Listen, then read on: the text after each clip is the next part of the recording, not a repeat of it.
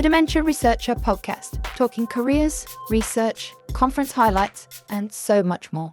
Hello and welcome to the special series of podcasts from Alzheimer's Association International Conference 2025 here in Toronto.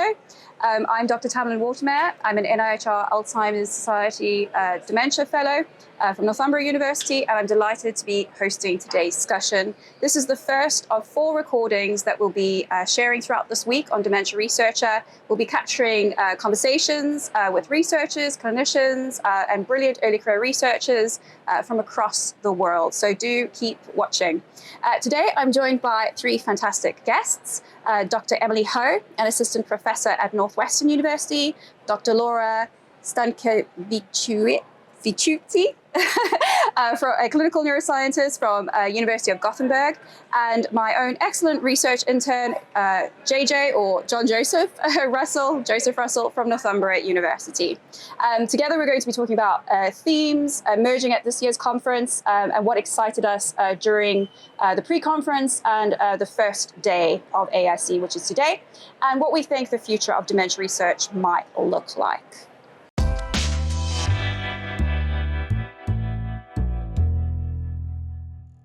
Before we get going, let's have some introductions, more personal from our guests, and learn about research that they're involved in and what they might be presenting this week. So we start with you, Emily? Yes, as you mentioned, I'm an assistant professor at Northwestern University at the Feinberg School of Medicine. I work at I'm the scientific director of NIH Toolbox, which is an iPad-based assessment that has been normed and used extensively in a lot of clinical trials for ADRD kind of outcomes. And I'm the lead scientist of an initiative funded by the NIA. It's to advance reliable measurement of decision-making ability and cognitive impairment. So I'm really excited to be here and kind of share some insights of the pre-conference and day one and what we've seen so far. Brilliant. Yourself? Thank you for having me. So I'm a postdoctoral research fellow at the University of Gothenburg and working primarily on the project named REAL-AD, which is aimed at validation of plasma biomarkers in conjunction with digital cognitive assessments and the population-based study. So really looking into this preclinical Alzheimer's disease population. And my background is in sleep. So sleep is really my core interest of research. And I'm also now setting up my own study looking into continuous sleep alterations across the period of 1 year in the preclinical individuals using wearable devices. And apart from this research, I also serve on the Sleep Peer as a peer programs chair. So doing a lot apart from just research, but trying to spread the awareness of sleep and including it more into the research agendas. I think one of the most important lifestyle modifiers that we could all learn to do better for all reasons, not just for dementia risk. Absolutely. Hi, thank you for having me on this podcast. I'm Joseph Russell, or John Joseph Russell. I'm an NIHR research assistant at the University of Northumbria. My work currently focuses on diagnosis and care in global majority communities, particularly amongst those with learning disabilities, specifically Down syndrome at the moment. And as Tam mentioned, I'm a research intern, and I've worked with you for the last 3 years, I think. I groom them. I get them young. I show promise. They stay with me. Yeah, she caught me right as I went into the second year of my undergraduate. So this is my first ever AAIC. It's my first real conference at all. And, that's really cool. Yeah. It's exciting. So I just graduated my BSc in clinical psychology 2 weeks ago. And I'm getting ready to go into my master's in clinical neurology at Citran, and I'm an aspiring PhD student, hopefully thereafter. And I can vouch for JJ. He will be an excellent PhD student, and I will be his reference. So come talk to me as well about him. But so JJ, this being your first international conference, I mean, this is an amazing conference to attend. I know you've come to a few local ones and regional ones in the UK with me, but what are your impressions of, is this what you expected a conference to be? Well, honestly, I've been following this conference since I started working with you virtually, and this podcast is actually one of the ways that I got into dementia research in the first place. So I had somewhat of an idea what it was going to be like, but I don't think anything could have prepared me for quite how much, I don't know, just how much there is. there is just so much of different topics out there. I've been going to sessions that, honestly, I'm not 100% sure what's happening in them sometimes, but in the best way, that I'm just constantly learning new things, new approaches, and new ways to research dementia in the future. It's been good. I find that for even, we're 1.5 days in, because I was here for the pre-conference yesterday, it's the support for early career researchers is phenomenal, and I feel very, very welcomed. I think a lot of people are very approachable. Yeah. So it's going well, I think. This is probably one of my conferences I just love to bring early career researchers to, because there's so much support available. And like you say, I actually personally go to sessions where I'm not an expert in it to learn more about the latest happenings in that field. With that in mind, what were some of your sort of highlights from today, or some sessions that you guys attended? Since we're talking about trainee events and pre-conferences, I attended a really fun sort of dueling seminar between the subjective cognitive decline PIA and the cognition PIA. I think this was yesterday. I went to that one, yeah. Yes, one, yeah. And essentially the point of the debate was and it was really sort of more of just an opportunity to have a more nuanced discussion about whether it was better to look at SCD or which is essentially self-reported memory complaints, and just how that squares up with objective measurements like these sort of gold standard neuropsychological tests like trail making and NIH toolbox like measures like ours. And I think the main takeaway was that you need both. The main takeaway is that they both, I was really struck by what one of the speakers said, that they're really assessing different things at maybe different kind of points along the disease trajectory, and that it was important to kind of assess both rather than just say one is better than another. Yeah. And so that was very nice.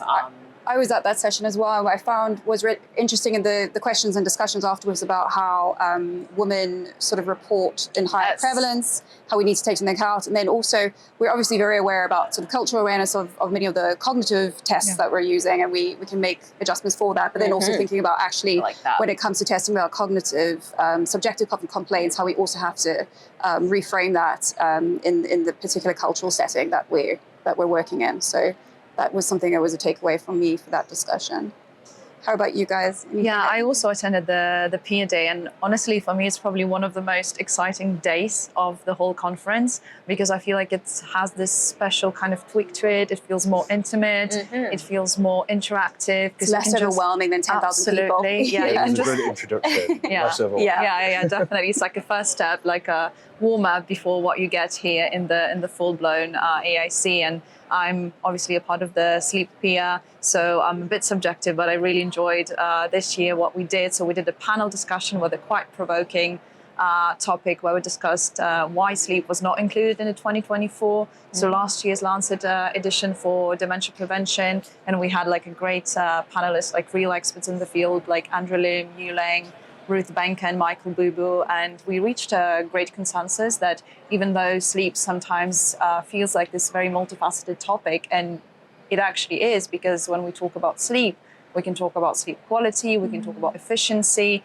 we can talk about sleep disorders such as like obstructive sleep apnea, but also we have the whole sleep physiology behind it. So we have the sleep oscillation, slow wave sleep, we have spindles, and there's a lot of evidence linking sleep physiology to Alzheimer's disease pathology, but yet it's not been included. And what we've reached with the panel, the final decision that the really strong evidence to link sleep, specifically obstructive sleep apnea and insomnia, as risk factors for Alzheimer's disease. And that kind of leads us to the kind of next point, that the reason we're lacking evidence is actually for the clinical trials and interventions. But these two parts of the sleep puzzle are the biggest that we can actually intervene and modulate. So that was a really strong and supportive message. And then I went to the other event from the Neuromodulatory Subcortical peer, and that kind of felt like Sleep Peer 2.0, because they had 4 presentations related to neuromodulatory subcortical brain regions, but they were also very much related to sleep, because most of them also regulate sleep homeostasis. And one of the messages that I really liked, that there was a point on interventions looking into pharmacological therapeutics, specifically on DORAs, and actually that was repeated today during the plenary session by Sylvia Villanov, that kind of really shows that we should look into alternative pathways when we're talking about Alzheimer's disease beyond amyloid and tau, but maybe looking into orexin signaling because there's potential in modulating it. So for me, that was like really, really innovative in a way that, okay, at the AAIC, where sleep just feels like a droplet in the ocean, there's a bit more attention being drawn to it. Yeah. Yes. And so I believe later on in the week, we will have a plenary. Absolutely, yeah, by Sharon Smith. Yes. She was a previous chair of the sleep yes. peer. Yes. Yeah. Great. Yeah, Fantastic. looking forward to it. I think it's on Wednesday, if I'm not mistaken. Yeah. And you, JJ? Yeah, so I'd first of all like to say I agree about the peer day. That it was a really good introduction for me into what the conference is going to be like, and it was really interactive. The first one that I attended was the sex differences peer, and it was highly engaging. It actually ended with a song at the end, which was that's excellent. a classic from them. Yeah. It was really good, and I liked the session because it really showed that those particular researchers were great at demonstrating they have considered both sides of the table. And the woman who that her name kind of escapes me a little bit, that was leading the opposition side, she was giving her thoughts as someone who she was disagreeing with her own point. But it was interesting to see someone who is trying to progress that area forward try and argue the opposition, because it shows that they have actually considered all angles, and the conclusion they've come to is that there is a difference. But for me, as an early career researcher, the one that was the most interesting was the Peers Day, which is PEERS. And that was the session that was right at the end, and that was aimed at us early career researchers and preparing us with and equipping us with networking skills. And it was really interesting. I actually used their framework that they gave us for my introduction there. And it was just a really nice way to meet some other early career researchers. Some of the ambassadors went along to that as well. And it was a great way to kind of get us to connect. I was still, a lot of them were postdocs, so I was a little bit, they were talking about applying for postdocs and applying for, kind of professorship and grants and everything like that. So I was a tiny bit younger, but it was very interesting. It was very engaging, and that peer has kind of a lot of wider application that, and I wasn't aware of it until I went to this session, that it offers opportunity across Europe. There's a lead in every continent other than Antarctica, which is what they said at the start. And it just offers a lot of opportunity for that, like kind of early career international collaboration. They do webinars throughout the year. They had 2 publications this year that had early career researchers named in the papers. And it was just a really interesting and really good initial insight for me to just show that actually those early career researchers are going to have a lot of support through the Alzheimer's Association. So yeah, that was my highlight of that day. Fantastic. I just want to highlight for the sex and gender peer, it was Dr. Caitlin Casaletto and Dr. Malu Gamez Tansele. And I apologize for butchering your names in the languages I can't speak. And the debate was, is the female immune system protective or risk factor for AD and HR relapse? And I think the conclusion at the end, they both won the debate, as they always do. It's always sort of equal for the sex and gender one, was that it's likely both. So depending on the stages of life, and maybe the menopausal transition has something, is somewhat involved in these processes as well. So kind of hitting a lot of areas of my interest. So it was really fascinating talk too. Great. And what about today? So we're at day 1, so there's not been too much. But has there been anything that's taken your interest today in particular? I went to the morning session on neuropsychiatric symptoms, so examining the sort of associations between various neuropsychiatric symptoms and risk of cognitive decline or cognitive performance. And there were 2 talks I wanted to kind of highlight.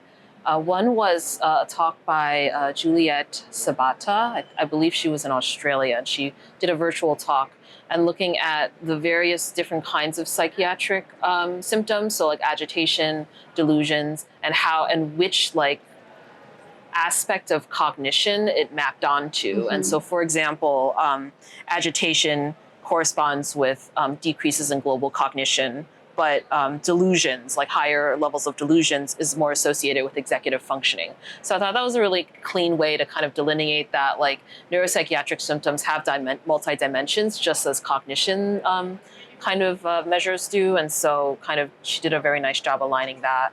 And the second talk within the same session was by Dr. Ismail. I believe he's in Calgary, and he works a lot on the mild behavioral impairment inventory. And he basically shows that he basically advances the idea that instead of looking at severity, that you should try to look like earlier in time and look at natural history. And how natural history, like symptoms of neuropsychiatric like patterns, can possibly predict conversion.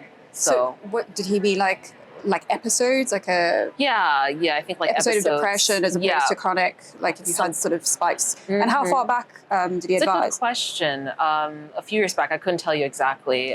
But the idea of just instead of just looking at severity, maybe also consider the person's natural history and look at the longitudinal kind of life course more than a cross-sectional kind of so the lens. Individual within the within that severity. And tracking individual change is something that's obviously very interesting to like measurement folks like myself, right? There's like how you perform against the norm population, but there's also how you perform against yourself, right? Exactly. And I think most patients, if you're really interested in measuring what matters to patients and their families, they'd be probably more concerned with individual change, rather than norm change. So I thought that was very insightful. I suppose a big, large cohort database to replicate those would be great. But in a clinical sort of situation, because often you'd have to wait for people to present at a neuropsychiatric clinic for memory, maybe, but then try and find if they have this history and whether they've reported or not to mental health services. I think it requires earlier in life. Access to a lot of larger databases. I think it requires specialized statistical expertise to try to tease that information out of the sort of informatics, So I think it's a sort of more team science, multidisciplinary approach if you wanted to kind of take that kind of idea to scale. Because I agree, most clinics are not, the volume is not there. How about you? Yeah, I think for me, definitely for today, the plenary was kind of the highlight as it usually supposed to be.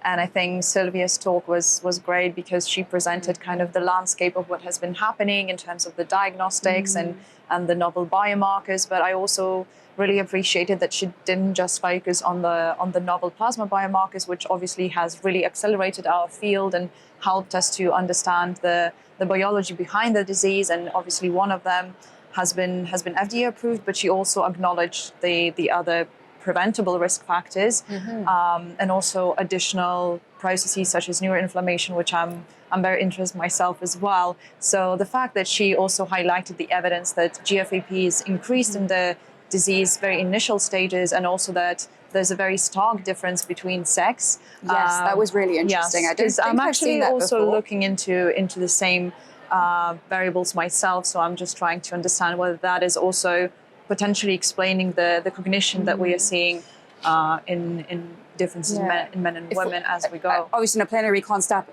and ask questions, but I wanted to ask a question, maybe something for your research to consider is how close to menopause the individual is or away. I wonder if that might play a role in GFAP as well with the sort of. Because I feel like menopause is being seen more and more as this kind of state of heightened inflammation. So that probably also translates into neuroinflammation. And I'm very much interested as well into seeing like how hormonal replacement therapy as well as natural versus surgical menopause changes or modulates this relationship, which brings me to the point that actually, apart from the plenary, there were great posters today. And I think sometimes on the first day, you tend to miss the posters because they're so overwhelming already with the sessions. but I did try to go to a few, although there are thousands of them. So there's like a sea that you have to kind of, you can't see them all, but there were quite a few posters looking specifically into sex differences and more so kind of going one layer deeper, looking into the menopause therapy, also different ages of menopause. So I think there's definitely a lot to look into those posters, because sometimes we tend to focus on the sessions, but at the poster, especially for someone who's here for the first time, I think it's really great because you can engage. You can ask as many questions and as silly questions as you have, because the person will be able to guide you through the poster, and you can get sometimes more, because when you have a 15-minute talk, then you have a few questions. And I remember one of my first AICs like 5 years or so ago, one of the persons came up to me, and now we are like really close collaborators just because of the post and because of the ideas and exchange we had there. So I feel like it's really good to like start some collaborations as well. It's just easier and seems like not too far away when you're on the stage, but just like close by. Yeah, definitely. I've tried to have a look around the posters today, and it's another one you said. There's thousands of them, and it can be a little kind of overwhelming at first, but it is good that they kind of stood there ready to talk about their own work. I have got a couple of posters that I did take note of to talk about, but I actually this morning before the plenary went to Sylvia's PhD students talk this morning, and she expanded a little bit on the work that Sylvia touched upon in the plenary, and it was kind of looking at structural changes in preclinical Alzheimer's and looking at the amyloid pathology. So it was by Ting Chiu, who's a PhD candidate at the University of McGill underneath Sylvia. And it was looking at how amyloid beta pathology is linked to structural brain changes over time. They used cross-sectional longitudinal data and looked at how amyloid levels relate to things like cortical thickness, brain volume, and mean diffusivity. And it was at like the key regions of interest. It was an interesting talk, and some of the kind of key findings. There was a lot of information that came out of it. There was that they found that the structural changes start a lot longer before symptoms, which is something that we did already know. But they found that it was also a non-linear trajectory, which I found is interesting. I'm not sure how well known that is. It was not well known to me, at least, so I found that interesting. And they found that some of the early changes, specifically the cortical thickness, might actually reflect an inflammation or plaque-related swelling, not necessarily degeneration, which kind of challenges the assumption that all of the change is lost. That it's just because it changes doesn't mean that we're actually losing out. And they also kind of emphasize the need to replicate these findings in diverse populations, which is why I wanted to highlight it, because that seems to be where they're moving forward with that work. So JJ, you mentioned diversity. What I'm really pleased about seeing, even just on like the first day here, is actually how there has been a lot of work around underrepresented groups, particularly in Africa. And I just wanted to highlight a perspective section that I went to in the morning. It was the neurodegenerative research and care on the African continent perspective, led by Wambui Karanja, who is at Aga Khan University and also a GBHI fellow, as well as Mohammed Salama at the American University of Cairo. And this was such a diverse session. So they considered themes such as neurotoxicology in Egypt and how that might be contributing to risk. The HEALTHY study from South Africa, where I'm from, was also mentioned, and sort of the learnings and lessons from that. Also looked at genetics of ADRD in Nigeria. And then something that stood out for me a lot was Professor Raj Kalaria, his work on the COGFAST study, which is a cohort that sort of lives between the UK, Newcastle in the UK, and Nigeria. And he's been very big on this prominent, this hypothesis about the vascular hypothesis, and how in African populations, this might be really contributing to ADRD risk in these communities, finding sort of similar findings between the different cohorts in the different regions, but actually also finding really specific vascular risks, vascular risks that are specific to Nigerians at least. I thought that was really interesting.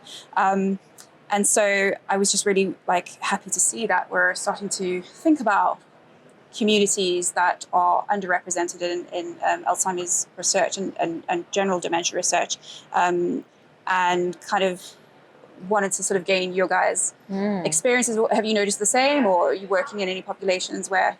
I think community engaged approaches are becoming more and more the new norm, which is very exciting, and I think in a way a long time overdue.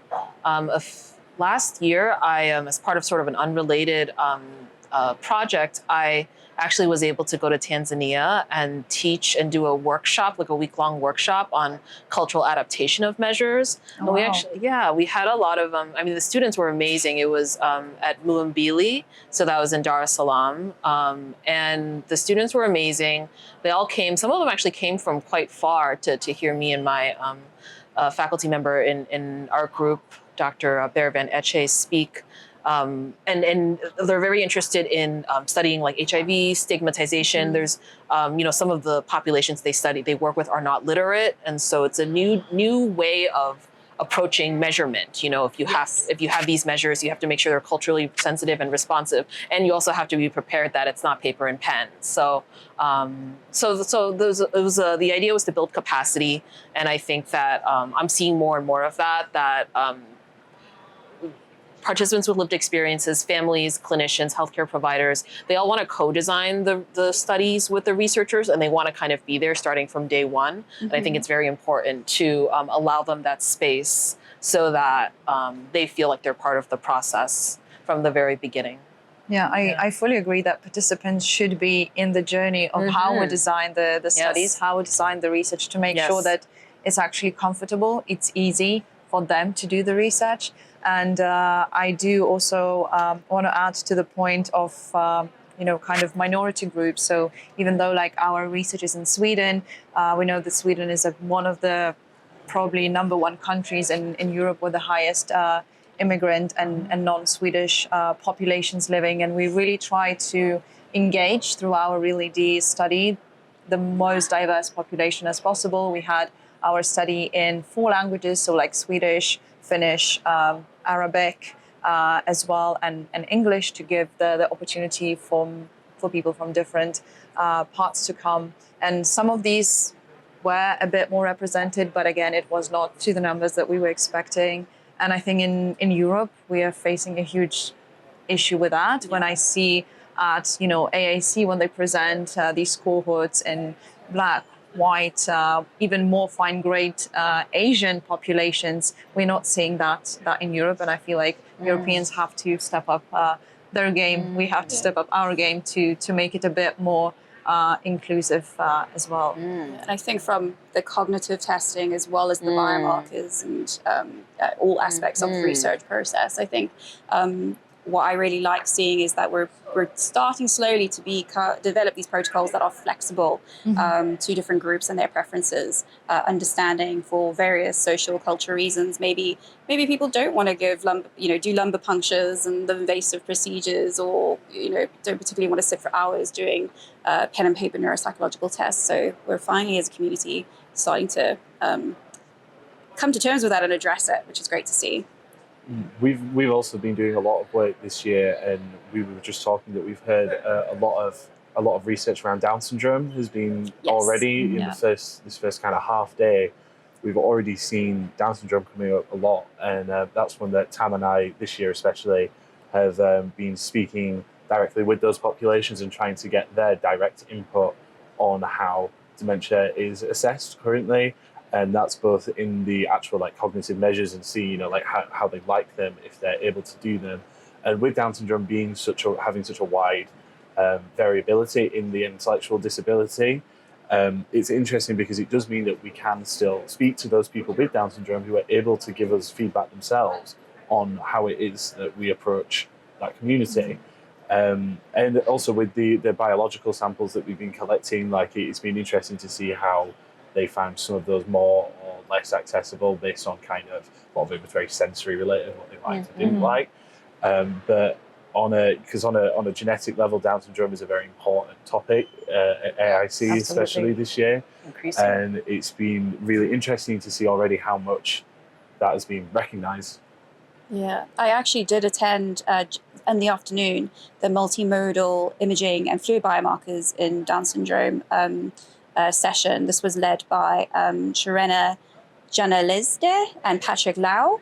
Again, very diverse speakers, very much more in the biomarker space. But one of the two of the talks that really sort of stood out to me was one by Dr. Laura Vilela of the Down syndrome Alzheimer's Barcelona initiative, where she essentially sort of showed the 10 years of progress. Like, I didn't realize that this cohort in the study had been running for such a long period of time.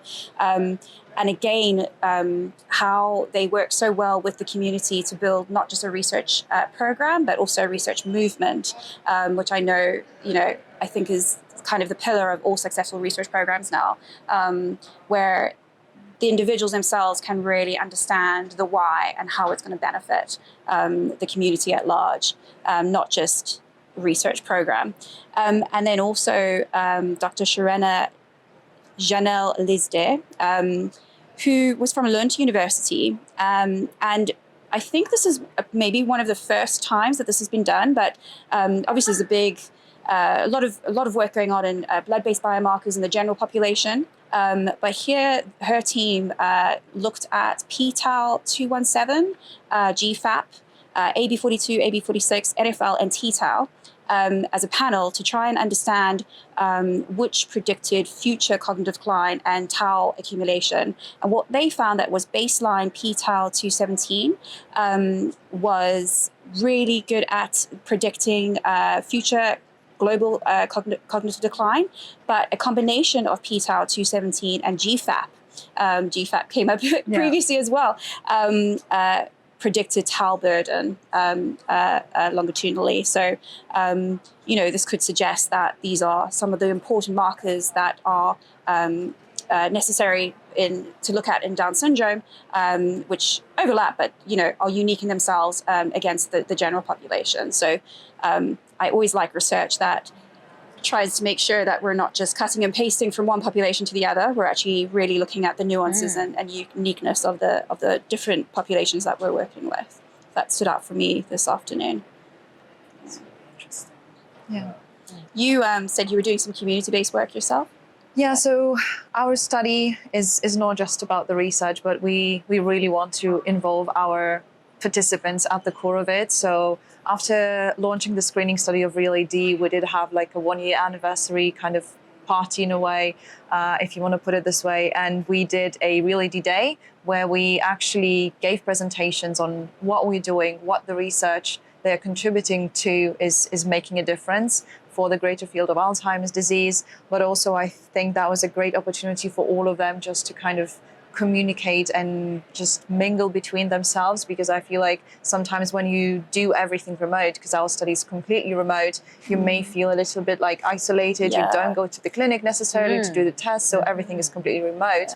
But that gave this kind of community feeling, and I feel like after the full day of like presentations, talks, and really engaging like musical performances where they could also participate, a lot of people came with new friendships that could, I think, support our research as well in a way that obviously it's a longitudinal study, so we want them to continue with giving the blood samples, also doing these cognitive assessments. So I feel like that will also strengthen their kind of interest, and kind of maybe they will, meet up outside and be like, oh, have you done this test? I haven't done it yet. Like, okay, don't forget it.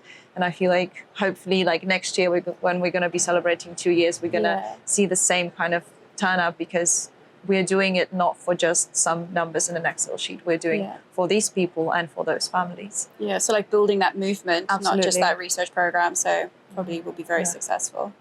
Right. I did see a poster that I wanted to highlight as well, that I just found it super interesting. The person wasn't stood there, but I am going to go back until they are stood there because I want to ask them about it. And it was a mutation carrier that demonstrated extreme resilience to tau. And it was a presenter, May Murphy from Washington University.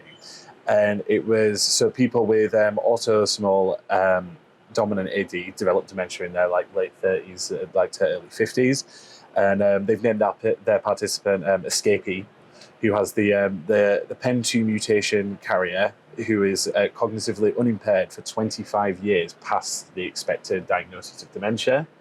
And they use like PET scans and fMRI visual checkerboard tests, as well as a couple of other things.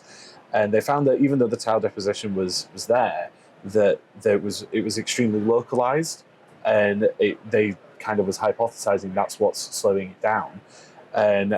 And they kind of want to go down a neuro ophthalmology exam in the future. But I just found it really interesting, even going back again to the kind of the culturally kind of responsive stuff, because it was just kind of shows that if stuff like this is more likely to come out, like the rarer cases are more likely to come out if we stop just looking at like one or two large populations.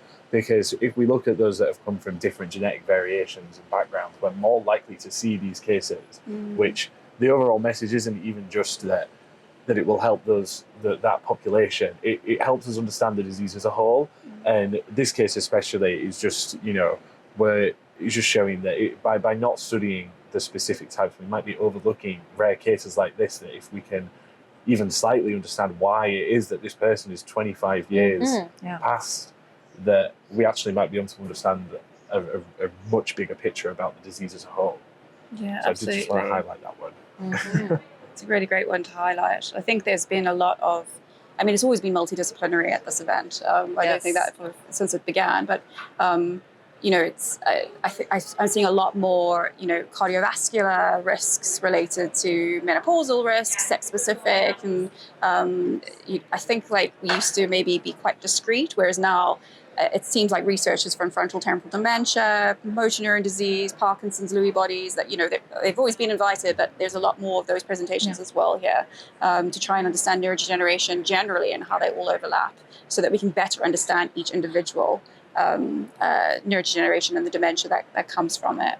Yeah, I fully agree. The comorbidities aspect is really has been really overlooked, but now I feel like we're definitely trying to fuse the knowledge from different types of dementia, whether it's FTD or alpha-synucleopathies, and I feel like with more mechanistic understanding from those types of dementia, we can actually gain a better picture, because in participants in patients that are very old, we see a full panel of different pathologies. So we would really need to understand how they potentially also contribute. I think the question about multimorbidity and comorbidities is so important. In fact, actually, in the pre-conference day, it's not a PA yet, but we're working towards it. So I'll plug it. The multimorbidity and dementia PIA that we're trying to... Sorry. Multimorbidity, multimorbidity and comorbidity in dementia working group, but we're hoping to go for PIA or PIA status next year.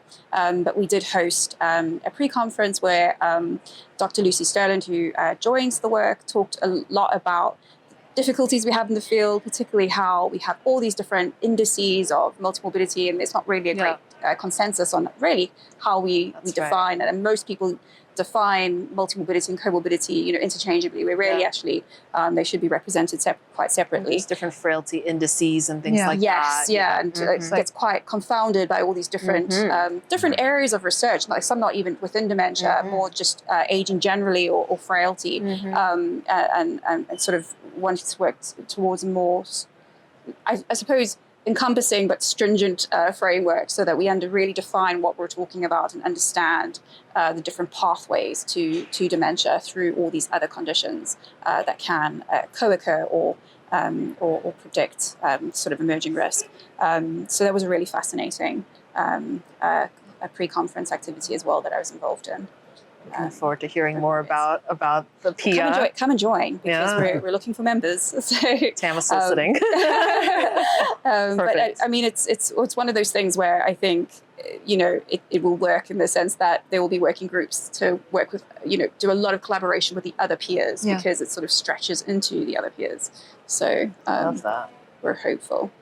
Yeah, I think it's very important to have collaborations across peers, because I think all of our topics are quite intertwined. So for instance, this year, sleep PIA has really joined forces with sex differences PIA. That was partially my initiative, because I'm really interested, and I was kind of like, from my perspective, okay, I really want to work with them, but then it kind of ended up being like a really great collaboration. So we had like 2 webinars on sex differences and sleep, and how they intersect with Alzheimer's disease. And now we're trying to think whether we could actually take a step further from just doing a webinar, but actually making an action and doing some research collaboratively together. And we've also witnessed similar things in neuromotor subcortical peers. And I feel like, because obviously Alzheimer's is so like multifactorial, and a lot of things are like really interconnected.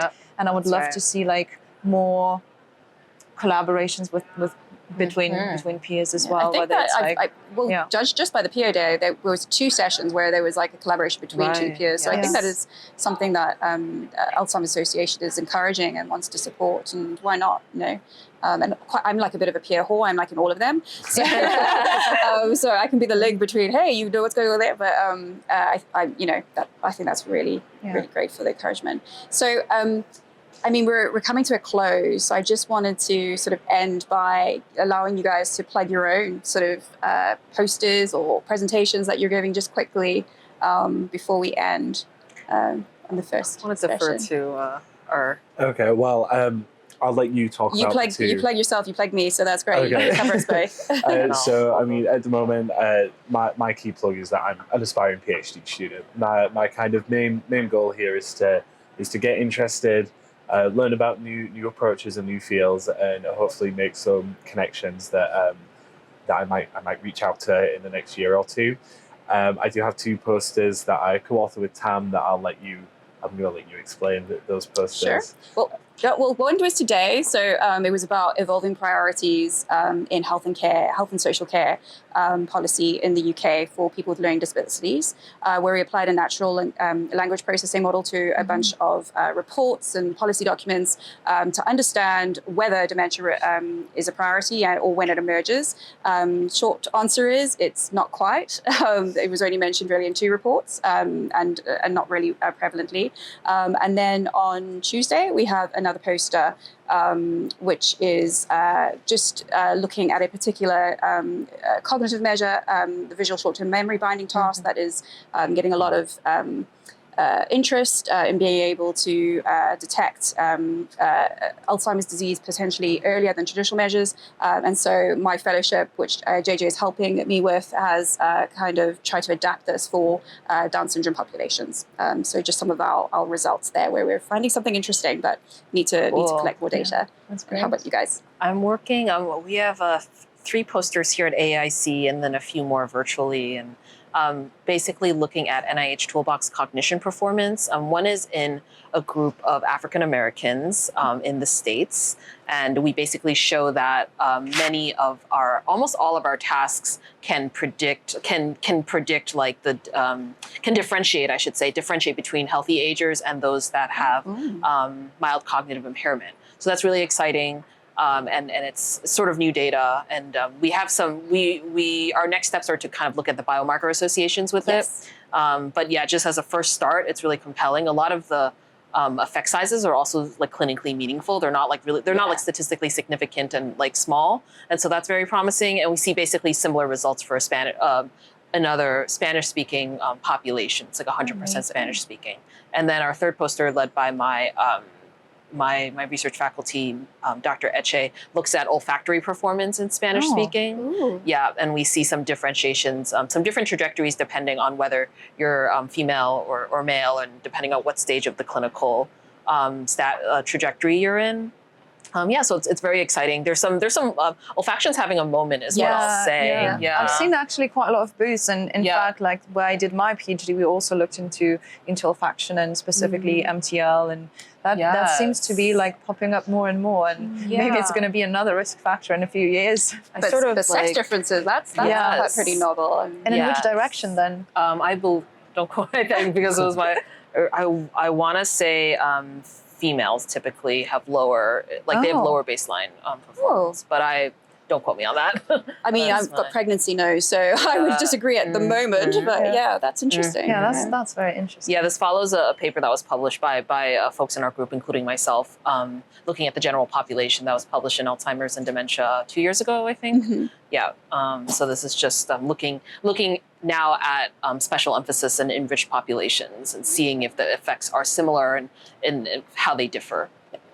Yeah, that's very valuable. Laura? Well, me, myself, I have a poster on Monday, which is tomorrow. So looking into sleep in really deep populations, so really like preclinical stages, and looking into relationship with plasma biomarkers and digital cognition, and what I'm finding kind of like very generally. And I have to put a disclaimer, this is a subjective sleep questionnaire. So it's just kind of the very preliminary evidence. But we are finding that actually poor subjective sleep quality is associated with altered p-tau 217 and also p-tau 181, and also that is correlated to lower performance on the digital cognitive test that I mentioned before, NIOTIV.